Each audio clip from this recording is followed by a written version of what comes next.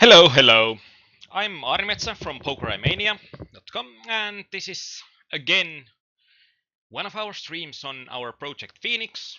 This is the start of 7th day, I think, and we are currently here. And today I have had time to do one session before this, and it has looked like this. So losing some in the 6 maxes, winning less in the 9 maxes. Seems to be a bit like how this project has been going on thus far. And if we are looking at the whole project, we are here. So about 50 buy-ins below EV. So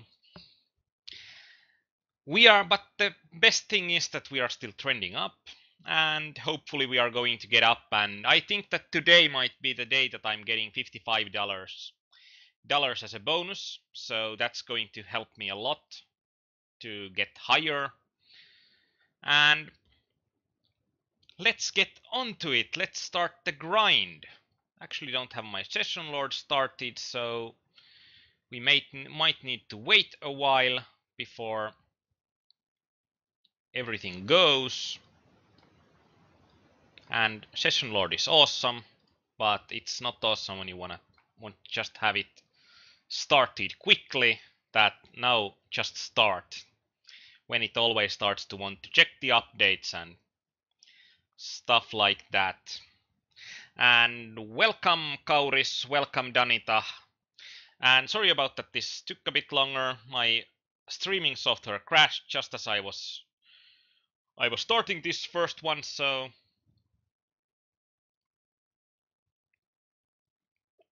it was a bit of unplanned maintenance.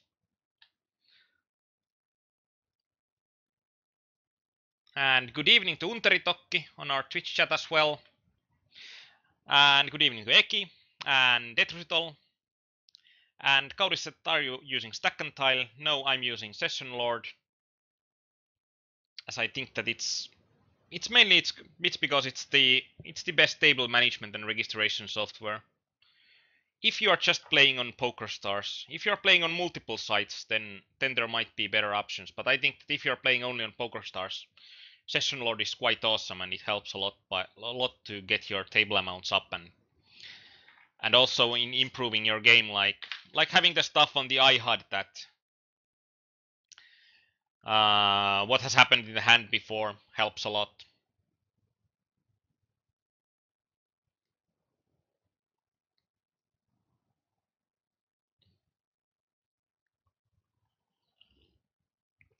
Cup of coffee, which is always great. Always great to have a cup of coffee with the grinds.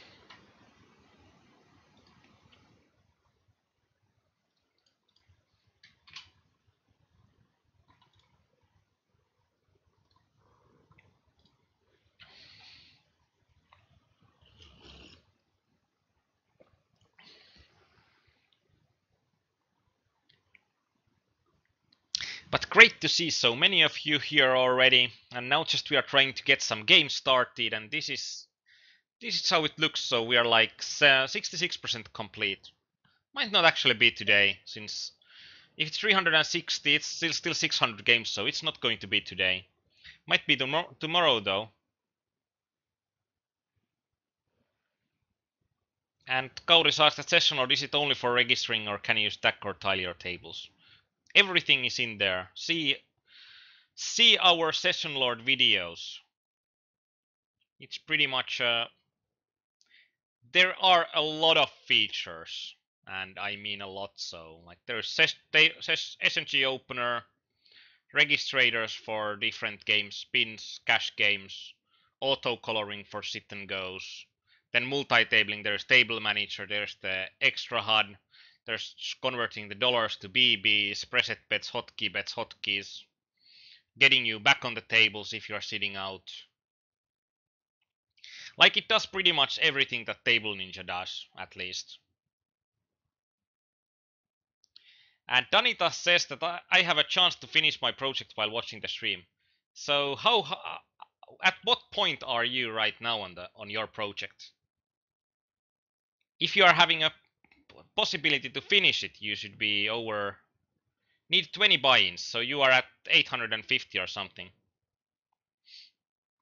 That's cool. That's really cool.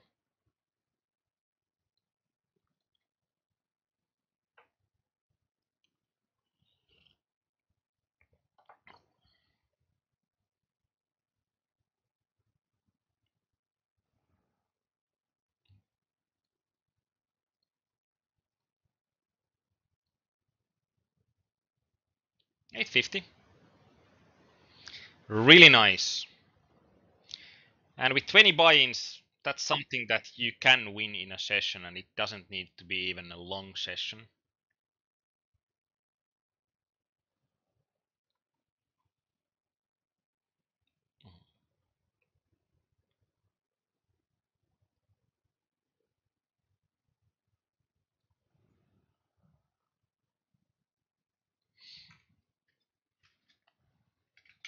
And yeah, Session Lord has also, it has quite nice trials, since it has a 30-day free trial that you can see all of the features, and it also has like 1 hour every day worth of trial, so you can use the features for 1 hour every day.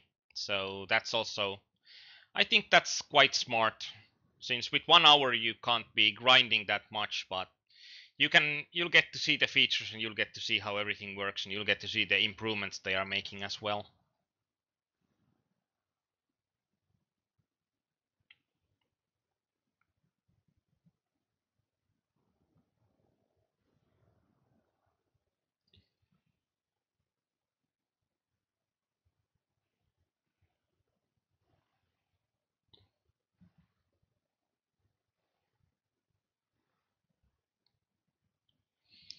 So that's something that I think that might help. Like even if you are having a, it's something that you pretty much need to pay if you want to grind with it always, but it's something that might also give you a leg up for 1 hour a session. But I think that if you're using it 1 hour a day, you're going to be wanting it for more so.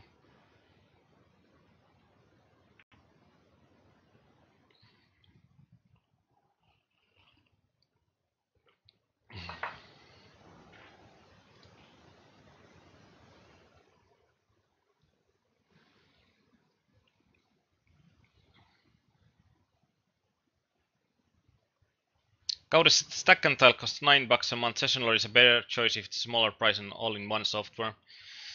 It has its weak points as well. Like I liked Session Lord more when it was like one software for registering and one software for everything else. Like the smaller the software is, usually the better the software is. But there is certain charm that you need to only start PokerStars and Session Lord, and everything works. But if something is broken in one part of it, there is like no fix for it. So I think it's a bit more vulnerable situation. And Calian said, I think Session Lord had trial once per half year. Aarnimetsa's calculator has trial for once every half year, but I think the Session Lord has that they have the one trial for half a year, and then they have the trial to then they have the 1 hour trial for every day after that. But for the multi-tabling, I think it's exactly $9, so I think they have priced it quite competitively, and this SNG registration, I think there is a different price for the just the SNG opener, but I think the SNG opener is something like $5. That doesn't have any game selection abilities. That it just registers you to games.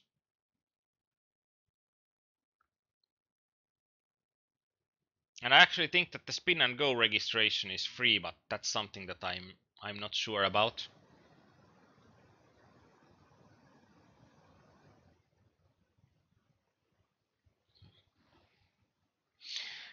This king queen off would have been a shove if we would have gotten it unopened, but against an UTG shover, no way, no way.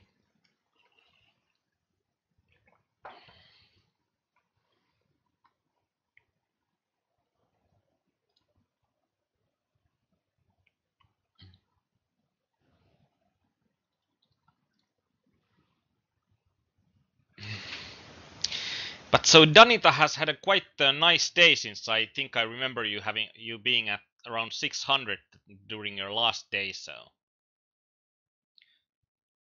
already up 200 bucks and quite close to hitting the last ones.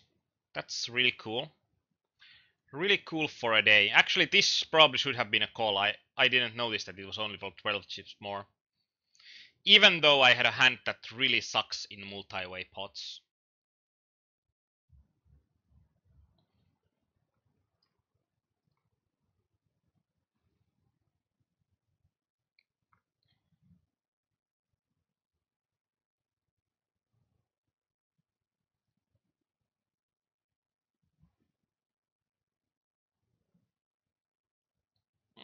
Pocket nines. I think that even for a Forex Open, that's going to be so often. It's going to be a weak pocket pair or weak suited ace. So pocket nines is going to be a. It's going to be a good shove. And when this guy calls, what? Oh wow, oh wow. King 8 call caught me a bit off guard.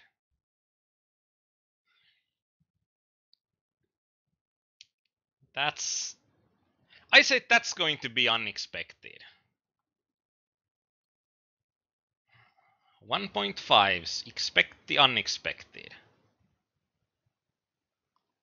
Well, at least this guy is marked that I really like to play against him later on.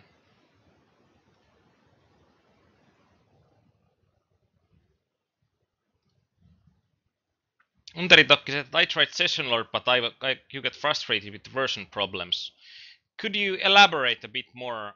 Like, how were you frustrated with the version problems? I think they are quite good in a way that they are making the old versions available to download as well.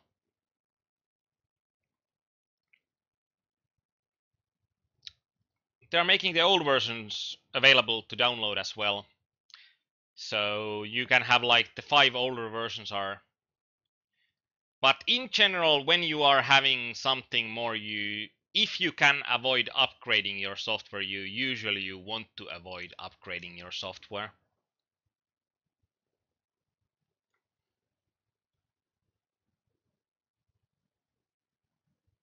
And in PokerStars, if you don't want to upgrade your software, always you can use the PokerStars.exe in the folder. Like usually PokerStars, the regular shortcuts are for PokerStars update.exe that always tries to check for updates.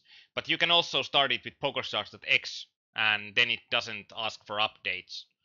It just starts instantly. And that's what I mainly use, so I don't want to update my PokerStars unless it's absolutely necessary.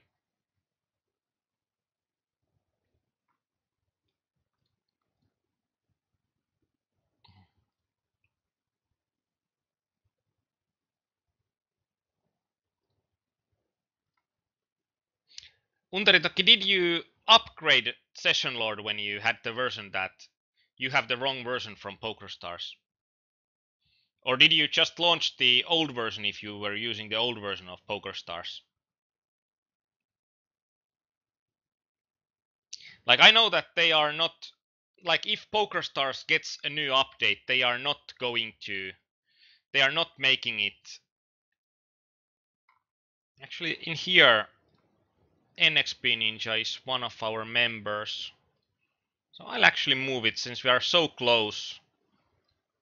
So close in.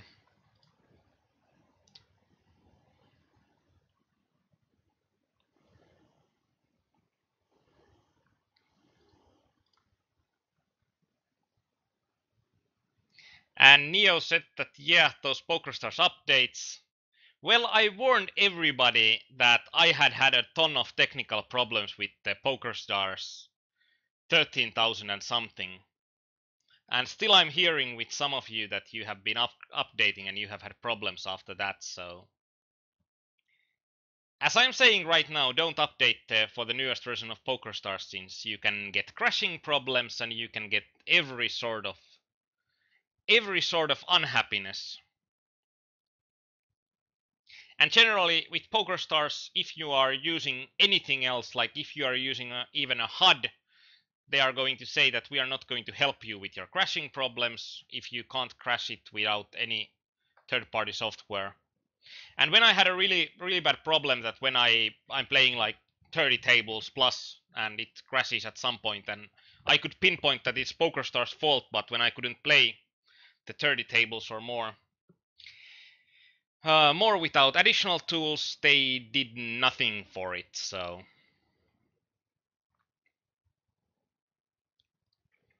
but generally, for what I suggest with poker tools, that if you don't need to upgrade, like if you don't have some feature that you absolutely want, don't update, because updates are only going to have problems. And Unteri, I think Session Load looks for updates all the time when you start it.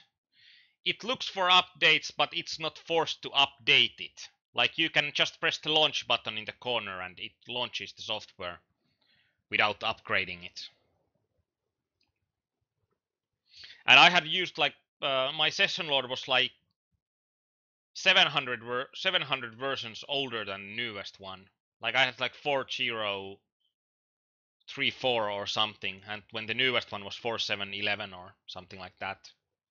So you can use really old versions and they don't forcefully update you. And with PokerStars, they sometimes do force updates that now it's going to be required for you to update your software. But those are happening like once a year type of things. And usually when they are forced to update you, then they are updating you to a stable version that like all of the guinea pigs have already been playing with the versions. But like the 13 something versions of PokerStars, I think that the version is pretty much it's BS, and I think that it will become better. It will become a better version after they are done with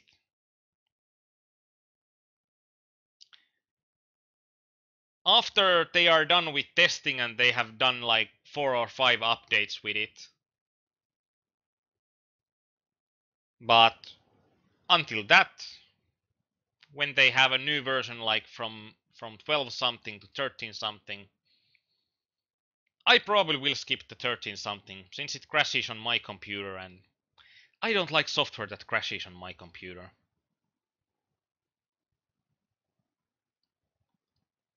Danita said that I think that they forced you to update in session load a long time ago, that they changed it pretty quickly. I actually don't remember that, or then there was an option to start it without the updates. I think there was only one forced update that session load forced to update you, and it was when PokerStars changed their what's going to be an allowed program in PokerStars. And when PokerStars did the changes, oh wow, nasty. I think Ace 8 suited would probably. Actually, we can still call this. Like, if there even somebody calls behind us, we are going to get a big enough pot there. But I think the only time that Session Lord did a forced update was when they had a situation that it wouldn't have been an allowed program in PokerStars if they didn't force the update. It was actually at the same time that also Table Ninja made it impossible to start Table Ninja 1 ever again at the same time when PokerStars changed their what's allowed program and what's not.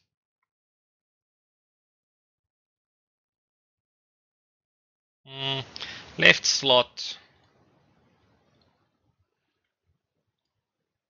I need to change it since in my left slot there are a lot of tables, so need to check it.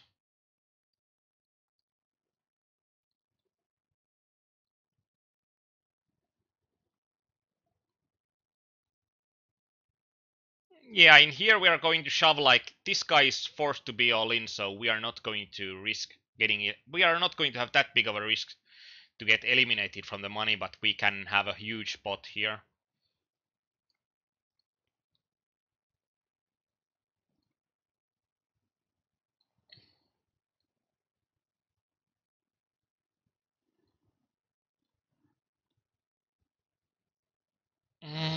Ace 5 off, ace 5 off.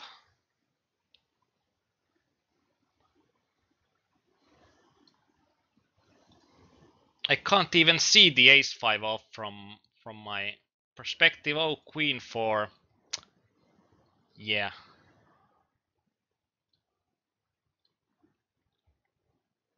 Actually, probably could have bet here on the river.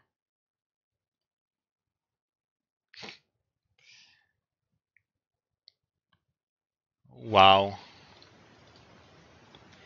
That was a bit cheap.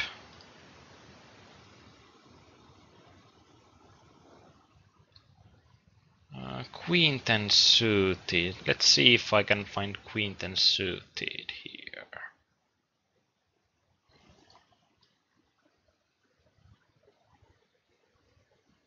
I can't find queen 10 suited either.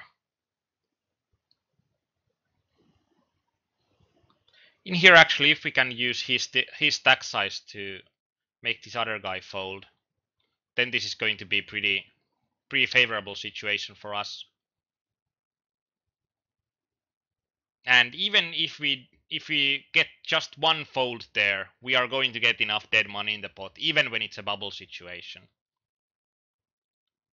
Of course, clashing on bubble always carries a penalty, but I think that when we are the shortest stack by far, we just need to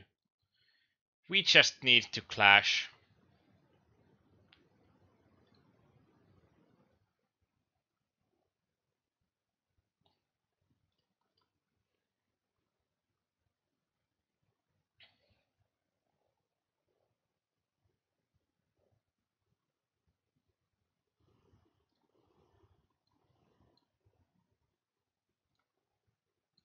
Actually, I probably did a mistake there by folding the ace 7 against Yusuke here.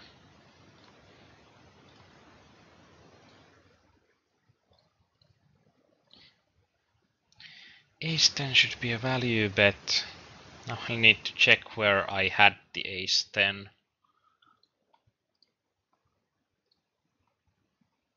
Nope, there is no flop situation with ace 10. Now I'm wondering how big of a delay are you experiencing, since I can't seem to find the hands you are talking about. There shouldn't be that big of a delay, and that's something that I'm quite worried about. And Unteritokki said that quite a bad rakeback. Yeah, that's true that the rakeback is going to be almost non-existent. It's made somewhat better that usually the rake is going to be like, usually you don't care that much what your rakeback is, but you are caring about the net rake you are going to pay and how beatable the games are. I wonder if it was some opponent that opponent should have bet the ace 10, since I can't find ace 10 on my part.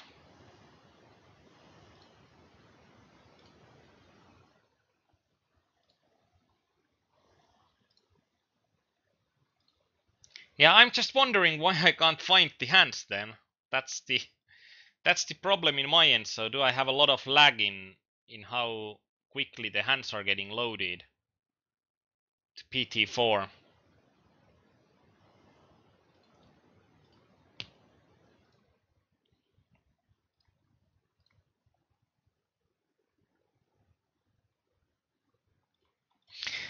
Since if I can't remember the hand and if I can't look it up on PT4 to remember what I was thinking about it, it makes it pretty hard to discuss about a hand then.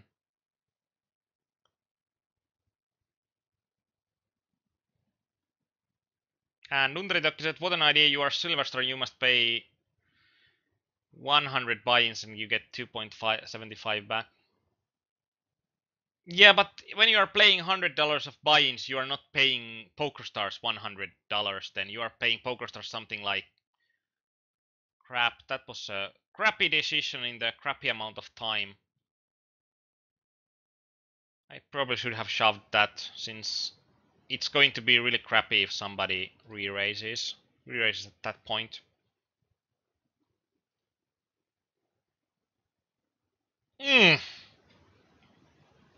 This guy did it really nicely for himself when he limped. If he would have shoved and this guy would have shoved, 8 would be an easy call.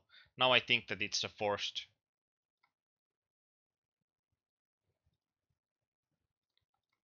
I think it's a forced fold.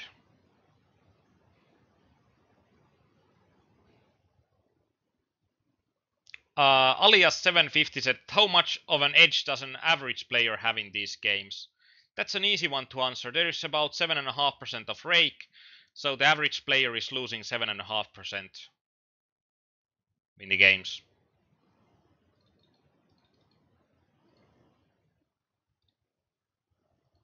Average players are never having an edge, and when game is raked, average players are, depends on the amount of rake, but average players are either losing or they're losing badly.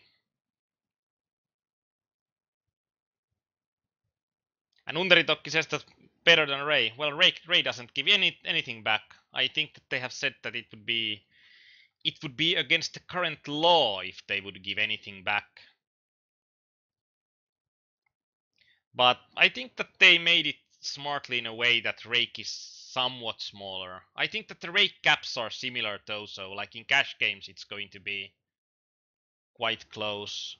Opponent checked the turn and bet the river. It might be a flush. Might be also quite a ton of other weird crap.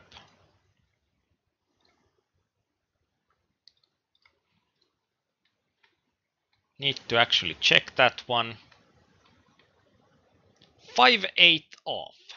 Well played, sir. Well played, sir. Almost caught me. Almost caught me with your bluff.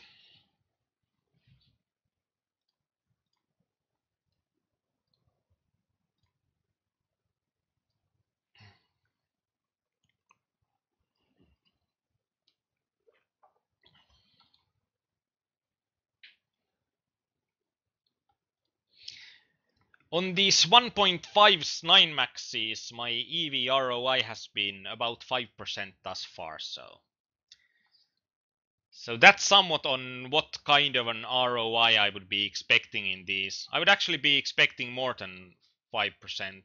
That's what I think that should be possible in these.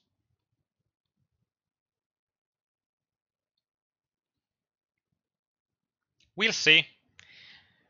Right now it seems that we are going to see a lot of these. Random player basically shoves 12 big blinds from the UTG and we are having ace queen.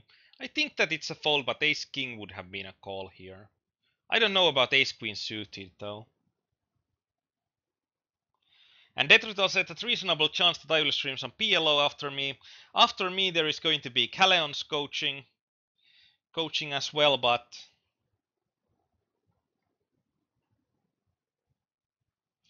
another big Monday ahead. What's going to be your big Monday? And actually, where are you with your project? With PLO?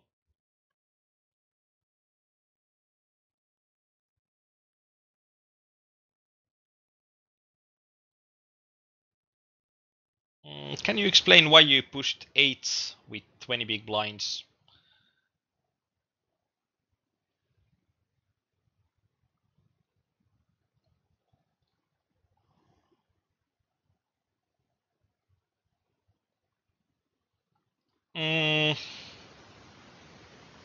When did I push the 8s?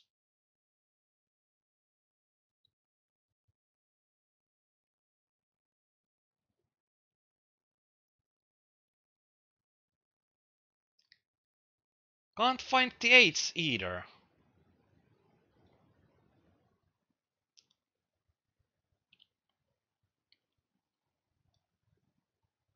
Basically, if I'm pushing the 8s, it basically probably means that the effective stack sizes were a lot lower than 20 big blinds. or effective average stack sizes.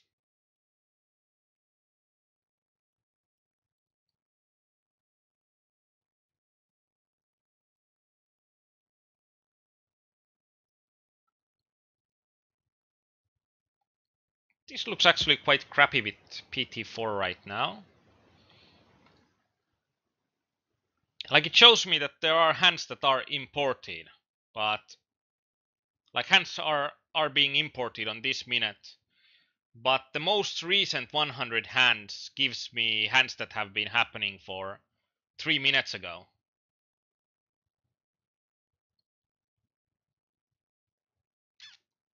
So that's why I couldn't find the hands that people were talking about, and couldn't refresh my memory on the hands. Like, seems that some hands take a long time to get in the DB for some reason. Going to restart my PT4. Just a moment.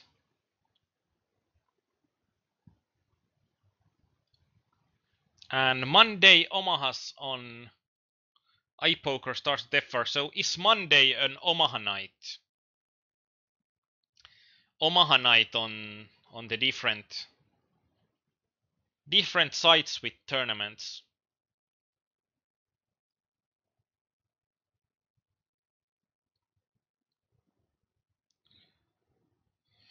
If this would have been even ace-8, this would be a shove, but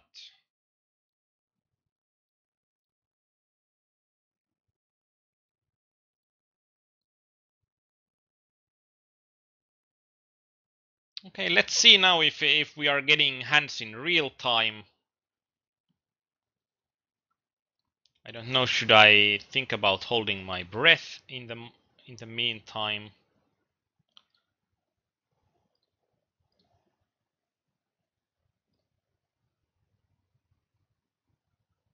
And Underitokki said I didn't see stack sizes, this is so fast. Yeah, it's going to be that I'll probably want to move even to a slower pace. Depends on, actually, that's a good question to ask our chat, that what do you prefer? Do you prefer that we are having more interesting spots and we are having a few tables stacked on top of each other, or do you want to see every hand that's happening? I don't actually know though that should I then change the system for having four different tables.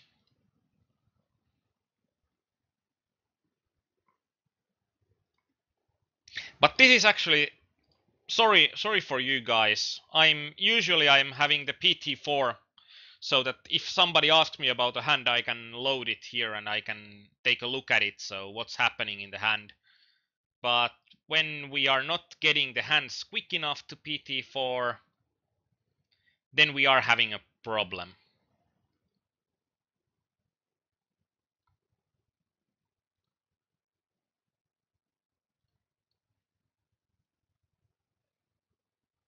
Danita said that 4 tables tiled is best. Are there other ideas?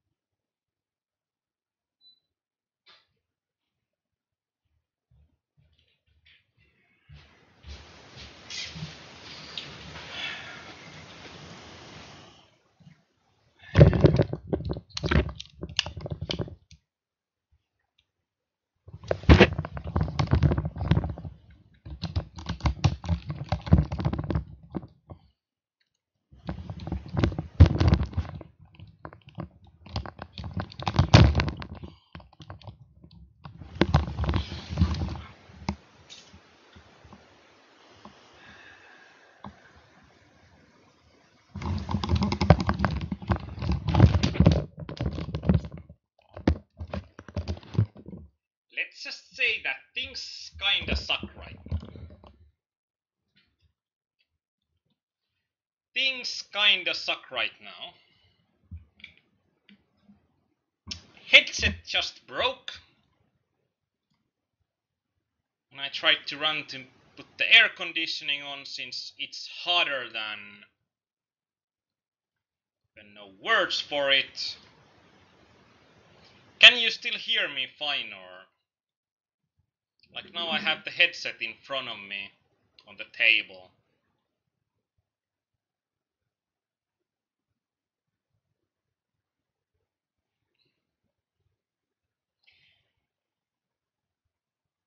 And Danita said that maybe if playing MTTs it makes more sense to play more stacked.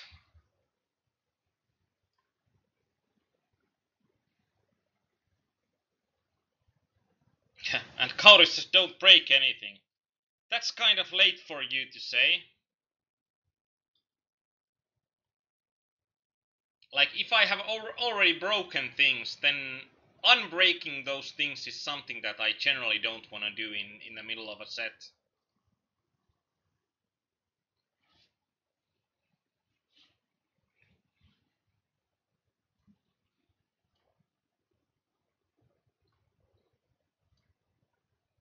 Since unbreaking usually requires way more mental energy than breaking things.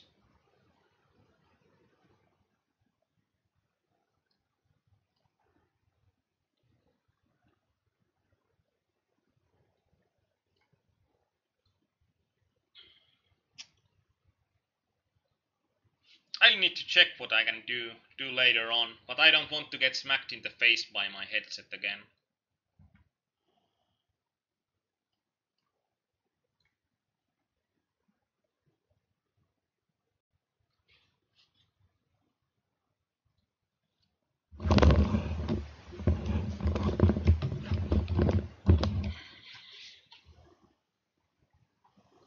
Actually, this is enticing. Enticing to just bully that table to submission.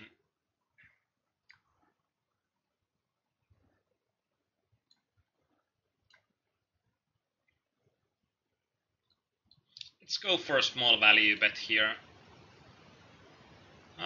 When Swiss Hardy wants to play a pot here, I don't think that we can make him fold. And if we can't make him fold, then it's just time to quit. And Caleon said that had on Saturday a really annoying mosquito while playing, had to hunt it between decisions. That's something you generally don't want to have. Oh, pocket force, and he just did a small raise. Perhaps we could have shoved him out of it.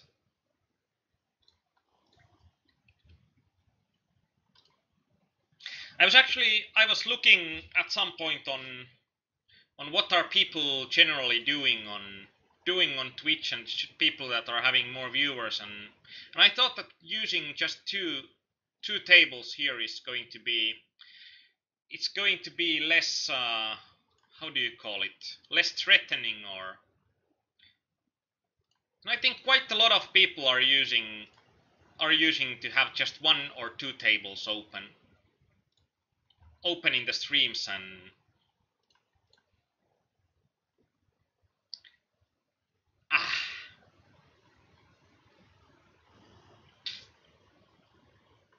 well, like we basically, if we can't stall more against NXP Ninja, like if we can't force him to be all in, then we'll need to just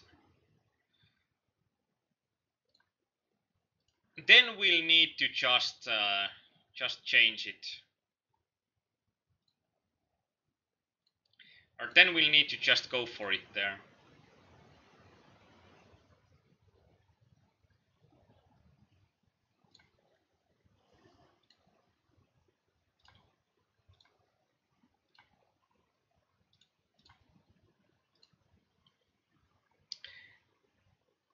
And you're saying that good microphone is of course better. Well, when we have used the different microphone, you have been complaining that the sound is completely fucked, so that's why I'm using the headset for the last sessions to unfuck the sound, and now the headset's broke, so This is like the backup plan for a backup plan.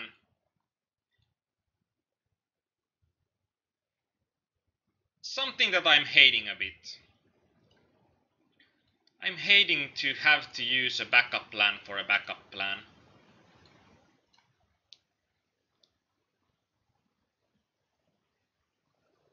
I mean, I actually think that it might be the other way around. For players that are newer to poker, I think that it's going to be easier to follow on two screens than four.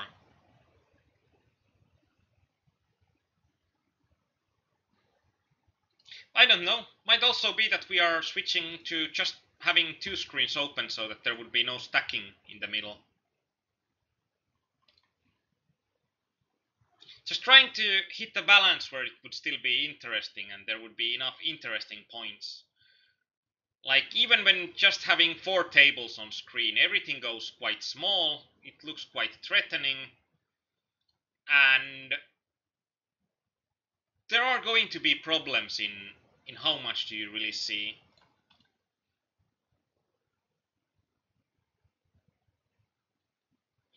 This is for how many turnies, and this is how much time is left on a level.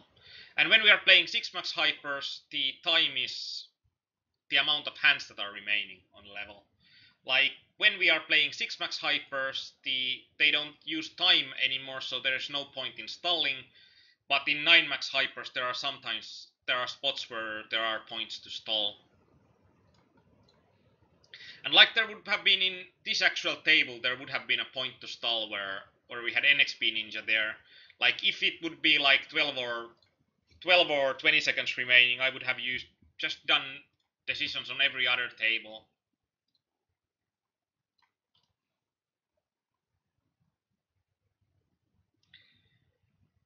Every other table and forced NXP Ninja to be all in before me. And of course also, if it would have been that it wouldn't have been a reg, that I would know that they would panic first if they are going to see the smaller stack size amount. Then I would, but I think that NXP Ninja, he'll know, or at least he should know about calculating who's going to be the first one all in. And if it's going to be me that's going to be the first one all in, then I usually want to do the decision a bit quicker so that when I'm having the stack size, I'm having a bigger stack size remaining.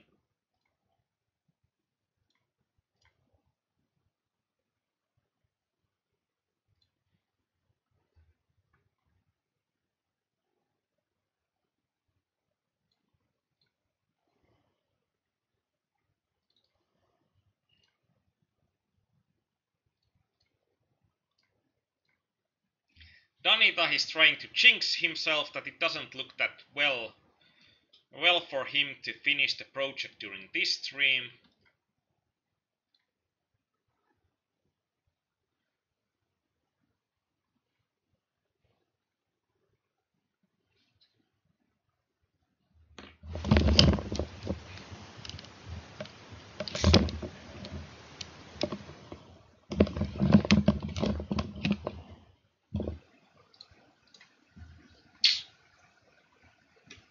Now that I'm looking to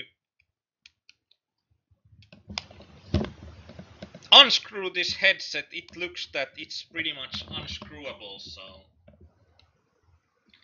I think my backup plan from now on is done, and then I'll actually need to think about my next stream. That do I need to have a backup plan of a backup plan of a backup plan, or do we just cross the session from the list and I'm trying to do a session later on when I can get a backup plan for my backup plan that doesn't work. And that's how deep in backup plans we are willing to go in Pokerimania. You have no idea how weird situations we have fixed in order to have a session when it's...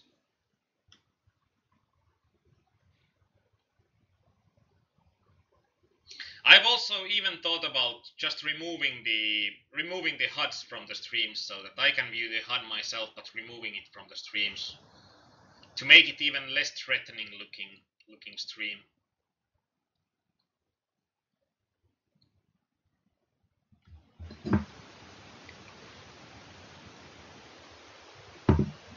how long away you are from finishing your project, Danita?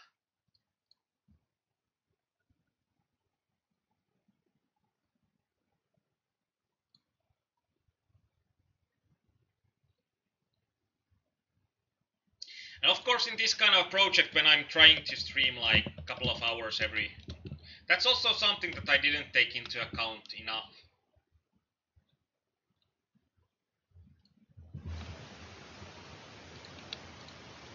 Like, how much does this affect my volume that I need to stop my session and start my session again? And this affects a lot. That I think I probably, without streaming, I think that I can add something like 150 games to a day compared to if I'm streaming. Since with streaming I need to plan for my sessions, that even if I would have energy to do a longer session at some point, might be that I need to stop so that I can eat before my stream and stuff like that.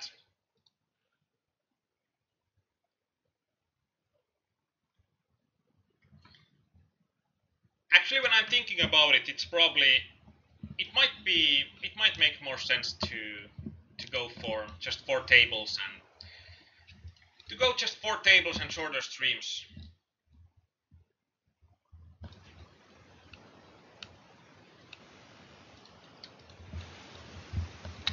Danita says that 740 and 49 on the tables. So you are farther away than from the start when you started this. So not the right direction at the moment.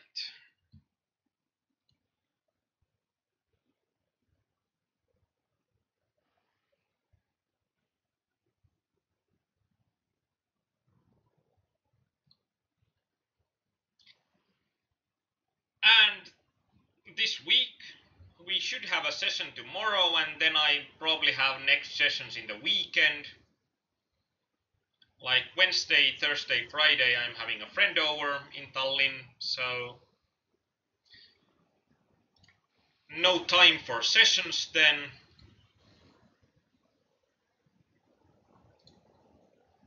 Maybe I should do Kauri's design on my headset. I actually looked at the plastic has cracked so badly that it's probably unfixable, or at least it's going to be unfixable in a way that I would like to have it in stream.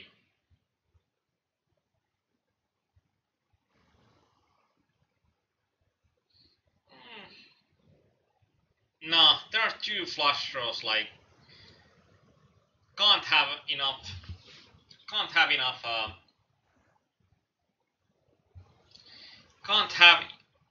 good enough pot odds there when there are going to be 2 flush draws.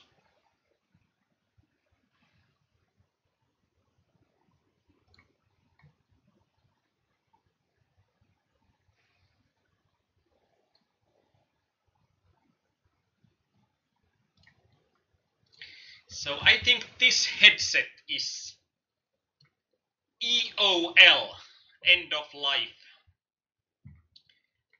End of life for the headset, unfortunately. And Fubar, fucked up beyond all repair. I think so.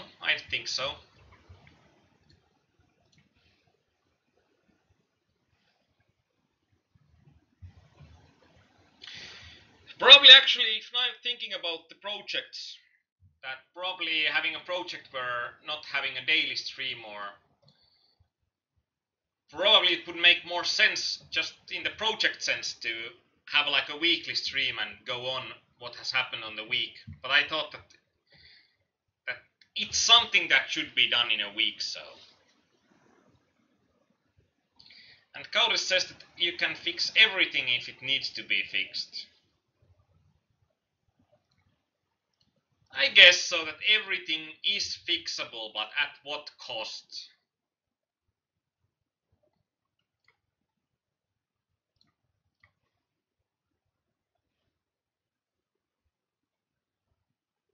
And vacuum cleaner was fixable with some ice cream sticks and tape in the finish side. Yeah. It's also that the headset is something like 8 years or 9 years old already. So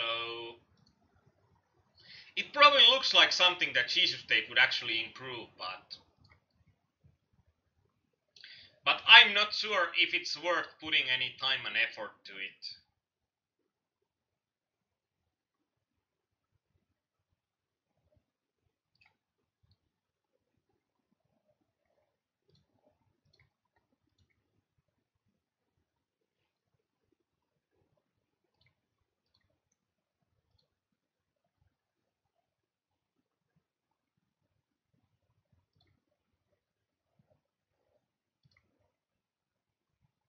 Apparently PT4 is still like 3 minutes behind. Which means that I probably have the slow import syndrome and I need to, after I'm ending this set, I'll need to do the database management and try and get the index rebuilt.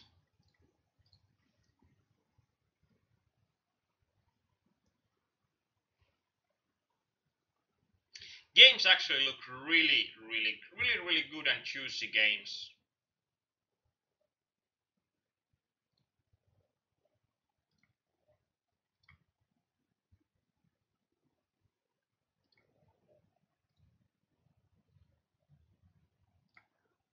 I think that having a headset for like 8 years is going to be. I think that it has served its purpose.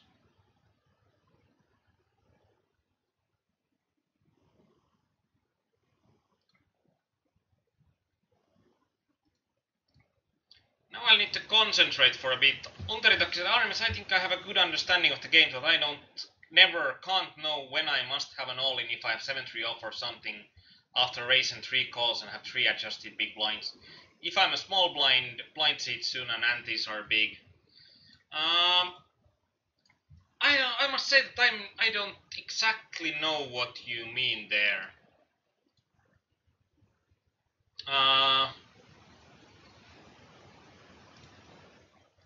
If it's about when you need to be desperate with calling, that if you don't have any undue ICM pressure, if you are getting 1 to 4, like if you need only 25% pot odds, it's going to be almost impossible for you to fold. And even with 1 to 3 pot odds, it's going to be hard for you to fold.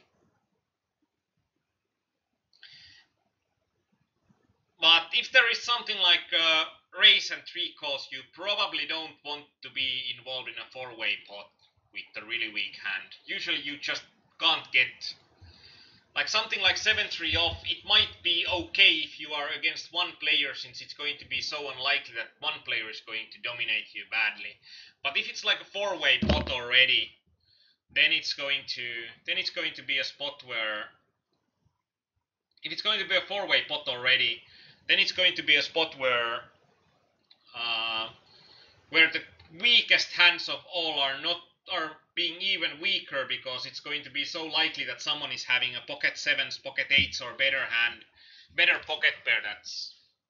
And if you only play chip EV, well, you should never play only chip EV in single table sit and goes. If you are asking it for MTTs, it's going to be easy. Like you always want to go for your really weak or the weakest part of your range every time that it's just profitable with the chips. So then it's going to be really hard for you to fold when you are having less than 30% pot odds, since you are going to get 30% even against quite the tightest range with even with the weakest ones.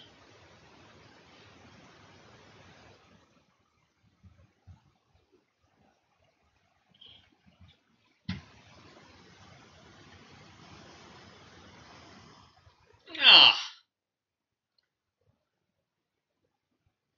ah, nasty spots right after each other.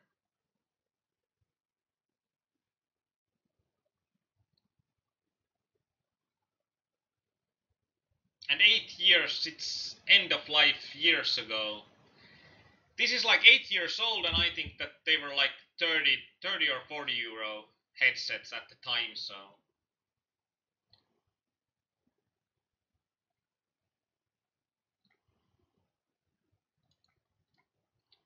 So it's a cheap headset, but I wouldn't want it to break in the middle of a set. That's like the worst moment to break, in my opinion.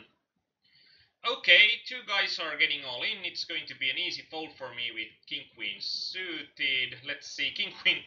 Why does this guy call with King Queen suited? Oh, he's from Brazil, but and he found the two last remaining kings in the.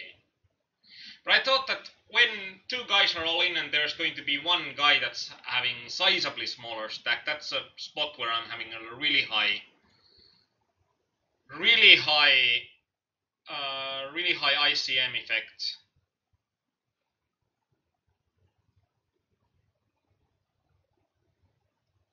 I thought that craps all the time at that spot, but wanted to know what the pro told. Like, if it's going to be profitable for you, like if you are, like if there are going to be three guys before you, then it's going to be a fold pretty much always. But if it's just against one guy, then, and depends, like if you are having three adjusted big blinds, you are still having a stack. But if you are having something like 1.3 big blinds, I've seen people fold in those spots when they're left with less than a small blind, and that's something that you'll need to know when you are desperate enough to call. And if we are on the big blind and there's three guys before us, I think that if we are like if we are having less than 2.5 big blinds, we probably need to go at it. If we are just playing a GPV game, so like we are at early MTT, early stages in MTT.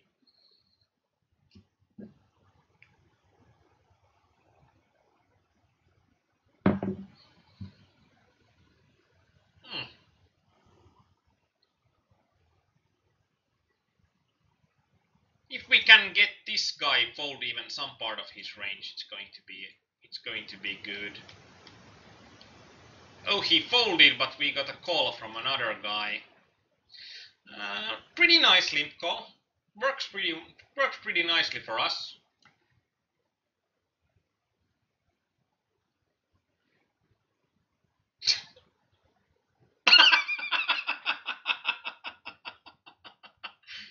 Alright, getting it in with 94%.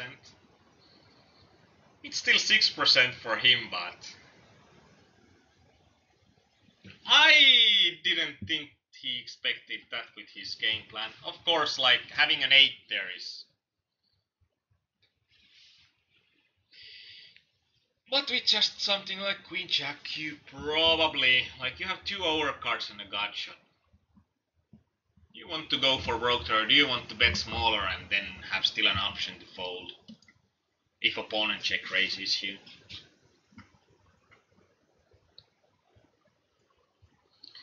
Deja asked me that, do you want more coffee? Yes, please. Yes, please.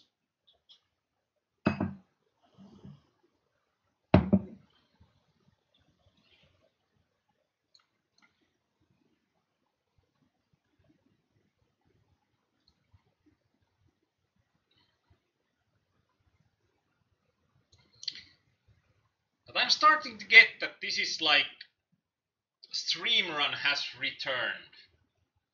I think that the last stream was the first stream that I made a profit on stream. And this stream we are certainly not making a profit. I can already guarantee you that.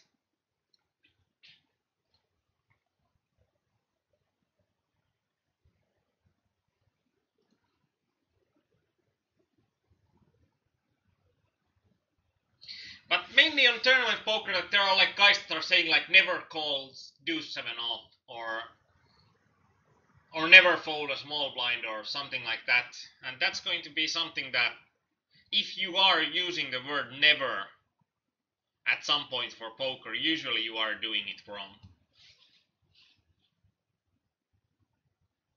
And usually it's going to be on different situations, how to play a different situation. And in tournament poker, especially in single table tournaments, there are such a multitude of situations that it's going to be really rarely black or white. Even something like pocket aces, like of course, you are never folding pocket ace, or you are next to never folding pocket aces pre-flop. But even if you are next to never folding pocket aces pre-flop, there's still such a multitude of options that thinking about not just choosing the first plus EV option, but choosing the most plus EV option to play with. It's the challenge of tournament poker.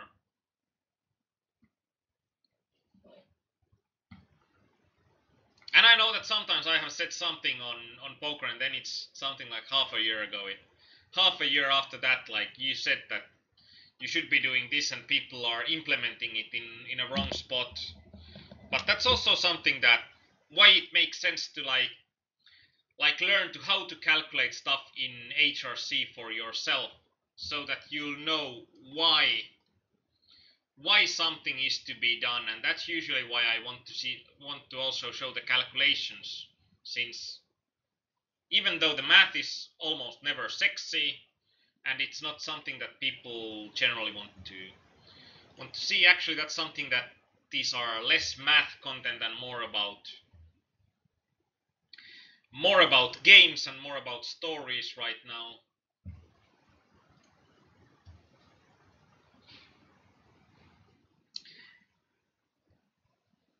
But when you know why something is done and how can you calculate it yourself, then it's easier to find situations where to apply something.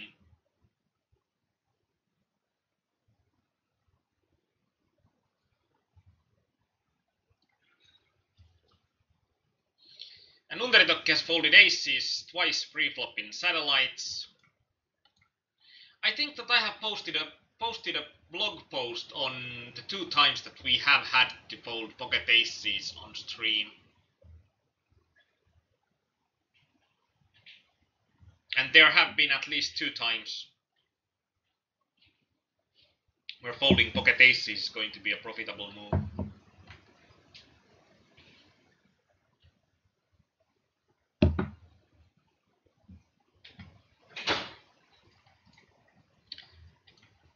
Deia is so scared about showing up in camera that she landed the coffee cup to the end of my table like it's a ticking time bomb.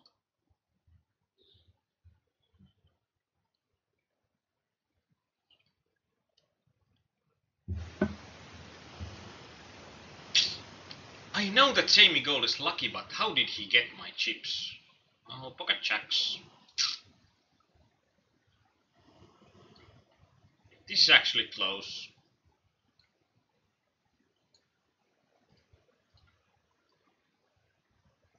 A bit nasty that with bigger stack we are faced with the second biggest stack having pocket jacks at that point. It's like some part of it that it shows up badly in your EV adjusted, it shows badly in your real results. And it's mostly about the card run. 3 checks, 1 bet. I think with ace 5 we should be good.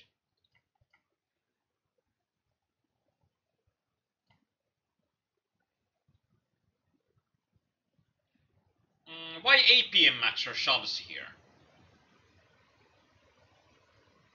Actually, if Gilmar Gomez is going to... But Gilmar Gomez might make mistakes, like he's a bronze star or something. I don't think ace 4 is actually going to be that smart of a move to shove there. If you don't know that this guy is not going to make a mistake. Like, if this guy would have been a good reg, I would have understood that and it would likely be a good move. But if it's not a good reg, there are going to be so many spots where people are doing stupid moves and then just panicking when they are having a small stack size. Good evening, Oddsman.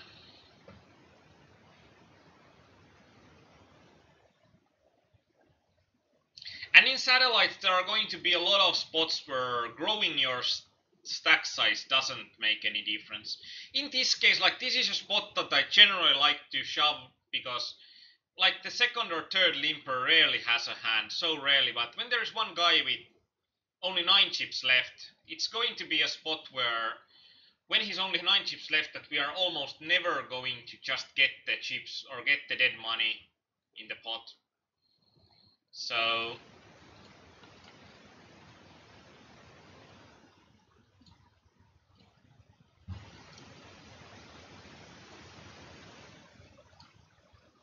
oh crap, I did accidentally close PT4.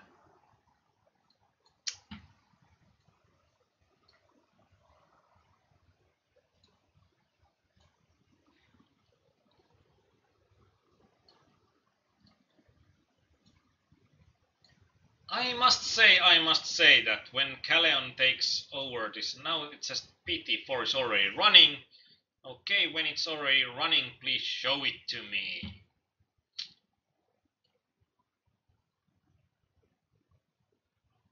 Okay, just took some sweet time to restart.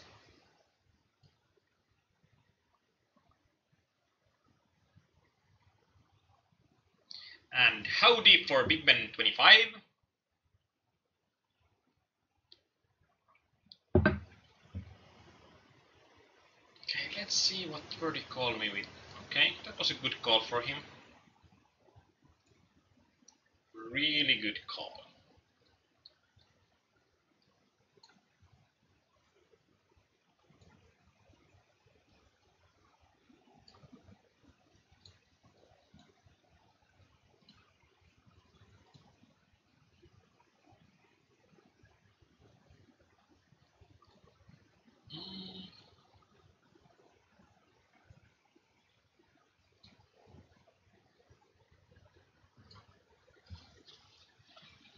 But that's good to hear that only refresh has helped.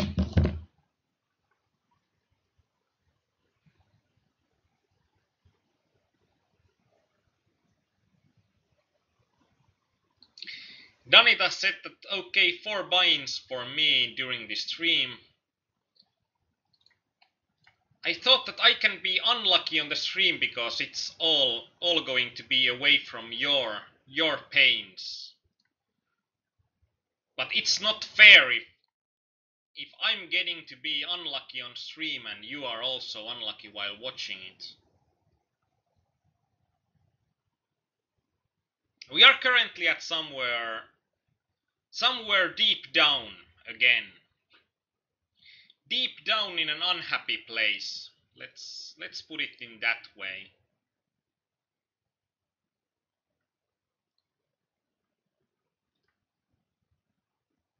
And Oddsman said that 150 to 1k in a week, that's nice. Yeah, when we start our rise it might be 150 to 1000 in a week, but now that we are at day 6.5, I think, going from, and we are at less than what we started with, it's not going to be. It hasn't gone as it should have been. And Juha855, why don't you speak Finnish? Because this is an English session. We might have a Finnish one, but not today.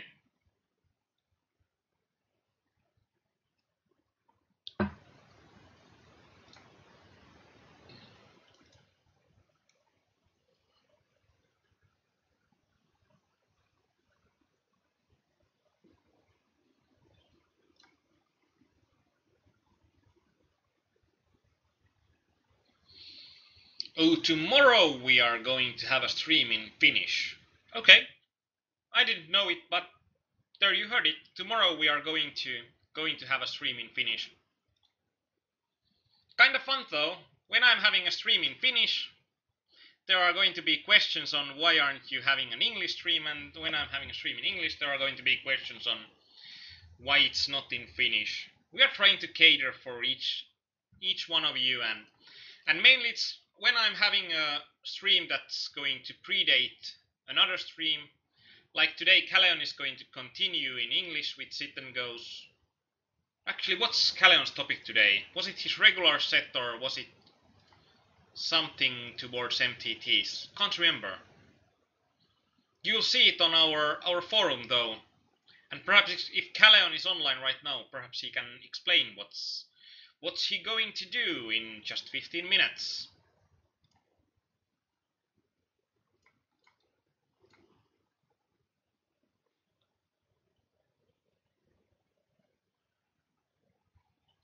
And Neo said that had a bad session as well. Well, I didn't have a bad session before this, but I'm having a bad session on stream, so that's something. And for these sessions on stream, I just can't put my mind to it. Like, why? I think that on this Phoenix project, we haven't had a single winning session on stream. And, well, I think that there should have been sessions that should have been winning sessions, but just not. Just the flight plan doesn't work as supposed to.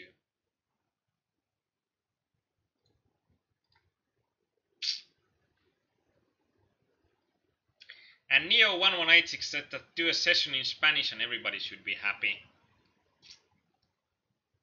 Actually, this is also interesting that do I think that these two guys are going to be dumb enough to get it all in? If I do, then this is going to be a fold, but I think that I just need to go with it. Like, that's going to be a hand that's going to play well enough. It's going to play well enough in a three-way pot.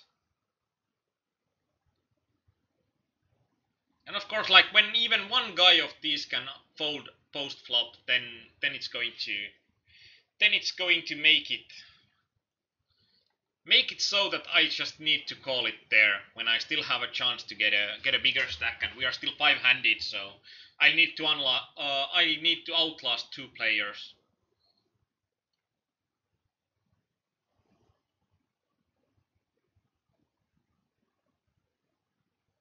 So it was a standard downswing. I don't know if there's anything standard about the downswing.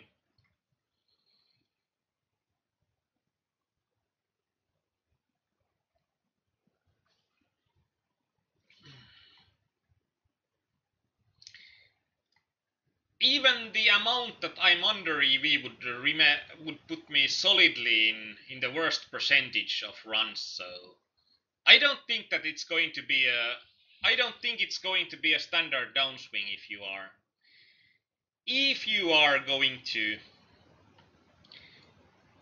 going to have one of those runs that 99 out of 100 are going to run better than you.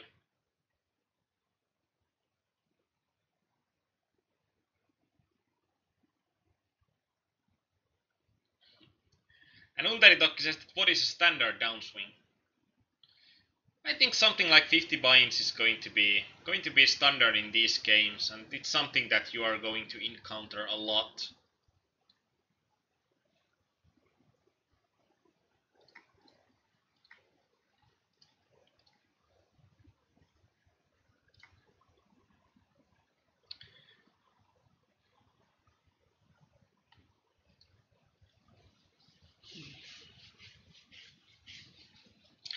But there is a difference, like running in the worst 25%, running in the worst 5%, running in the worst percentage,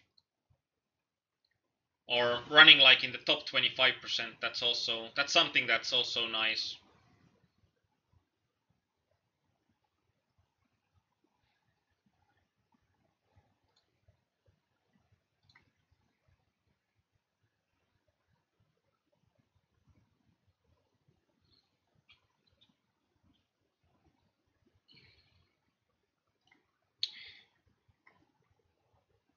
Just need to put enough volume in and it will turn.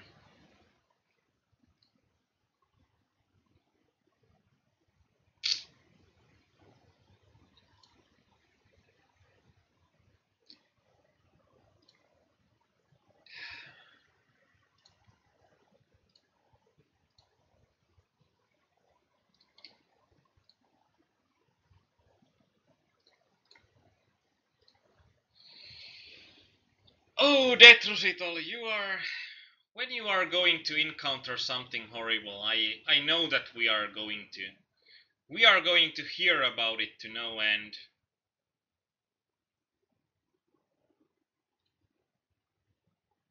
I'll just say that at some point in poker, when you are playing more, you are going to encounter a run that's going to be worse than you would have thought possible.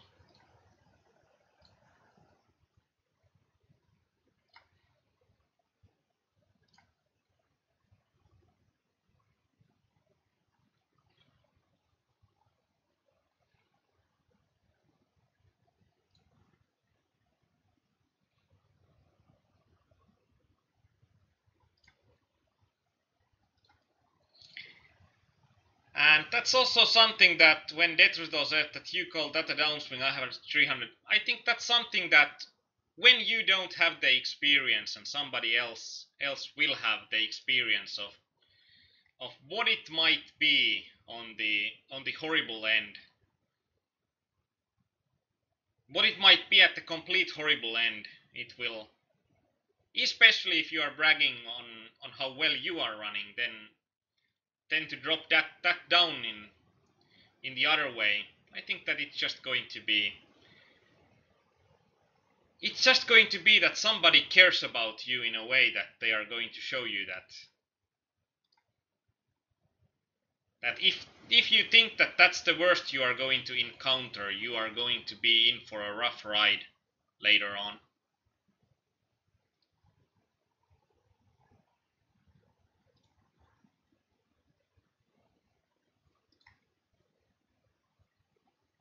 That's also something that for people that it's going to be hard to understand, that like usually in poker, if you are winning because you are good, and if you are losing, it's because you are unlucky.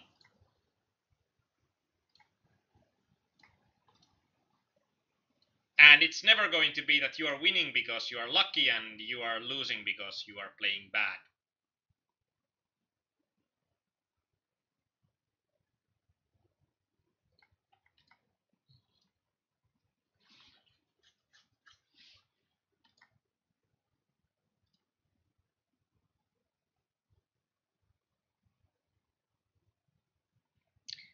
But it's also going to be the same what makes the really what makes the players that are going to have a losing expectation to return, because every time that you are unlucky, you can remember those and say that you are not bad, you are just unlucky for a while.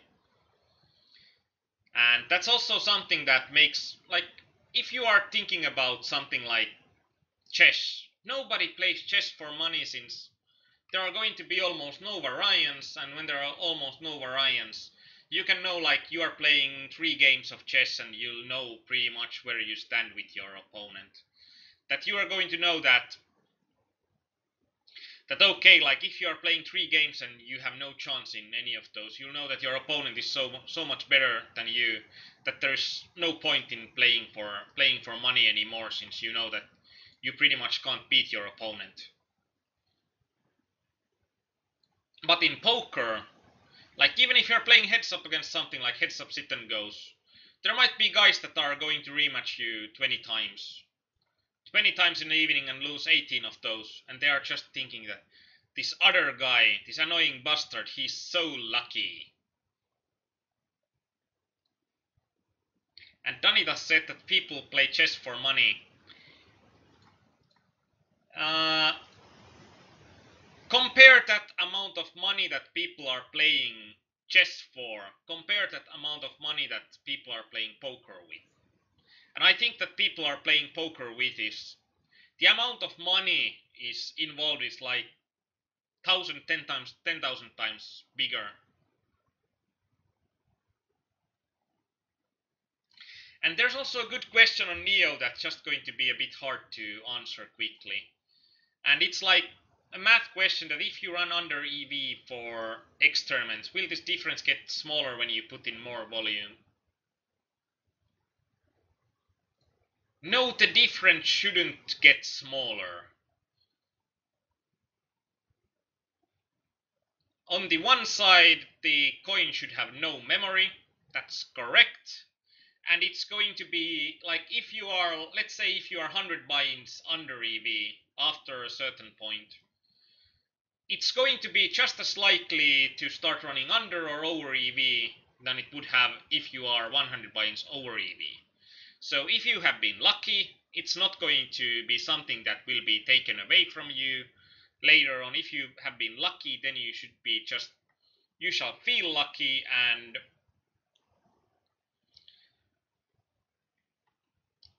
think that it's something that you have already gotten. It's not going to be taken away from you, and if you are just unlucky, you are not going to get that money back.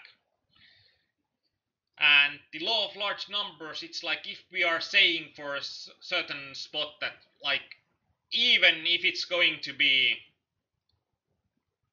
let's again say that we are 100 buy-ins under EV after 2000 games. If we are playing 10,000 games, it's going to be really unlikely that for your next 8,000 games you are always going to be 100 buy-ins under EV. So it's not going to be that you are going to lose the same amount in percentage of ROI in the long run, or you can't. You pretty much, if you are having a really rough run, you are pretty much not going to in terms of ROI, you can't run bad that long of a period. So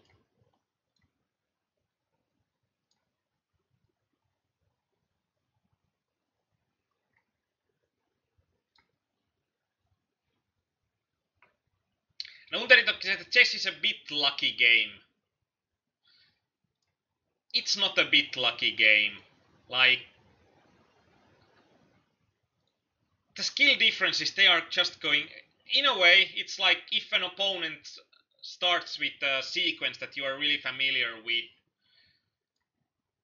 and you can turn it to your advantage, but usually if the opponent can be so much better than you that if there would be the same amount of difference between the skills of chess players than there are between poker players, the like a reg versus a random,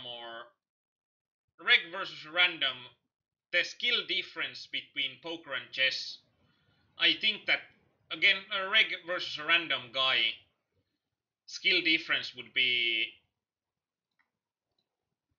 pretty much equal to a spot where the random guy can almost never win. In here we can force this Orion to be all in. So we are going to force him all in. I think that against the NXP Ninja this should be plus EV. So let's force the Orion all in.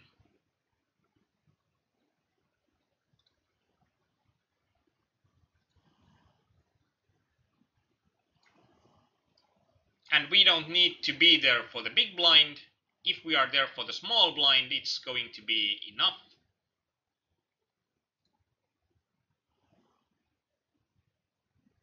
And I think people are hating Stalin, so they are hating me Stalin for getting the blinds increased. Actually, I'm probably not going to. I don't have enough time to stall here.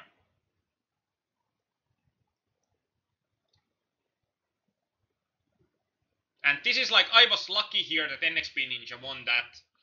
And that was something that was probably one of the hands that, okay, count. I'm always thinking about the worst for my opponents. That when they are chatting, it's always going to mean the worst. But like, might be that one hand where I didn't even take part in the hand might be one of the most meaningful hands in terms of my EV or running in under or over EV.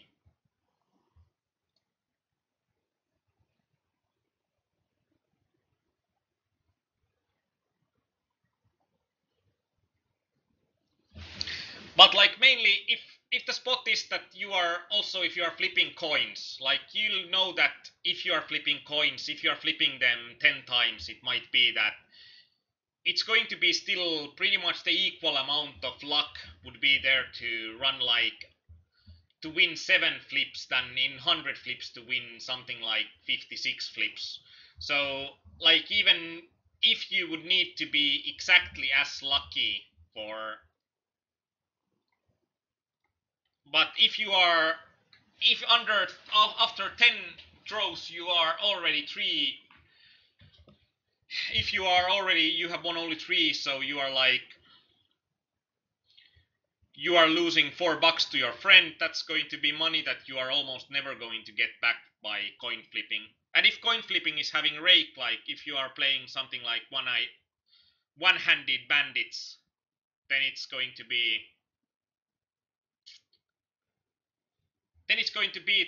stupid to chase your losses with something.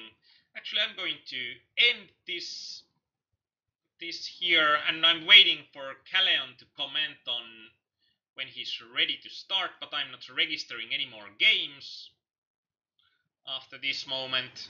This is actually something that I think that it's going to be plus EV. And right now, after we have still 6 games going, this session looks like this. So losing about $8. Not that bad. It has been a lot worse. Trying to give him a spot to commit a bit more.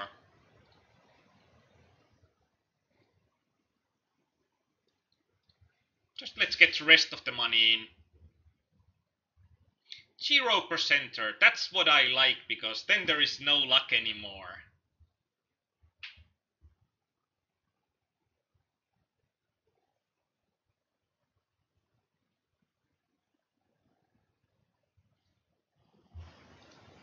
Unteritokki says that tell me why a slower computer can win faster computer then. Forget opening books now. A slower computer can win a faster computer if its algorithms are better. Like in chess, if you are taking something like From the Age of Deep Blue, if you are taking the algorithms they used then and you are comparing it right now against the best computer programs in chess, there have been so many breakthroughs in how to more efficiently use the computing power that you can use a slower computer with a smarter algorithm will win against a faster computer. And if like slower computer using the same algorithms will win against a faster computer, it's just that they are going to be so evenly matched. But of course, in then if they are almost evenly matched and the slower computer is having all of the disadvantages, it's going to get found in a larger sample.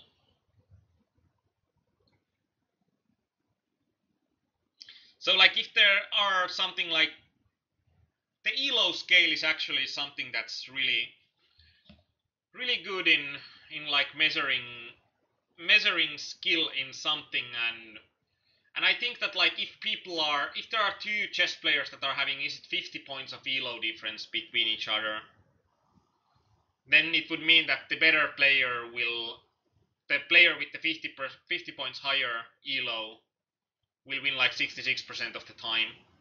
And if it's like, if the difference is something like 250 in ELO, it's going to be almost unheard of for the weaker player to win. Ready? So I'm going to quit it now. Bye, and have fun with